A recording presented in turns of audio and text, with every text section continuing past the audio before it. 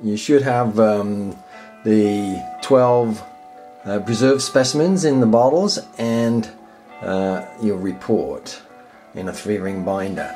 The 12 specimens should be marked according to the bottles, according to the summary table in your report, and each bottle should have preserved fish in there in nice clear preservative and well labeled. Yes, and this specimen has been correctly labeled, nice and clear writing. It's a blunt-nosed minnow. You can see the label is attached correctly. It's not deforming the fish in any way. It's nice and loose, so it doesn't change the features of the fish in any way. So also the name of the collector is written clearly. Dave here has done a very good job. On the opposite side here we can see it's also labeled correctly according to how it's being preserved. It's been specifically described the data sheets. Now Melanie's done some really good data sheets here, and I'll leave her to describe those in more detail. Okay, so the first thing is it's really important to go from general to specific data. So you can start out with a map of the area, and then on my map I have the specific number of species that I collected at this location, including the coordinates and the township, the date, and my name.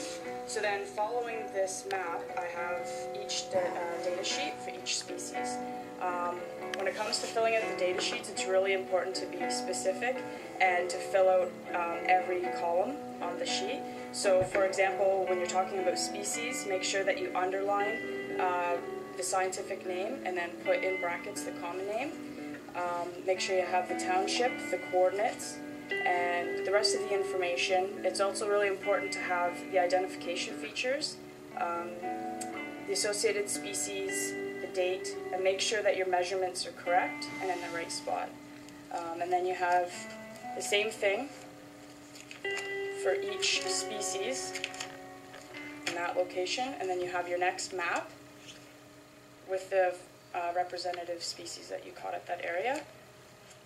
And for your 3 species, you have to take photos, and when you take the photos, it's really important to have a picture of the whole fish in your photograph along with the location and the key ID features. The barbels on the mouth, and I took 6 different pictures to make sure that I had the dorsal fin, the anal fin. So the next example is the white sucker. Again, I have the location in the background, picture of myself, the collector, and the full species, and some key ID features, anal fin, and the mouth is really important on the white sucker. Okay, accompanying every data sheet for each specimen collected, there should be a key explaining all the identification features. And they examine all the key couplets for that particular fish when you're viewing the fish, and cut and paste the ones that are pertinent to that fish. For instance, here we've got a blunt-nosed minnow. Okay, specimen number 2 here is a lot easier because it's a brook stickleback.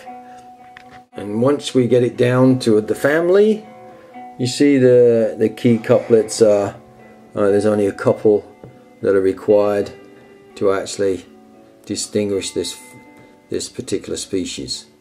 So some keying can be quite simple on some of the species that you catch.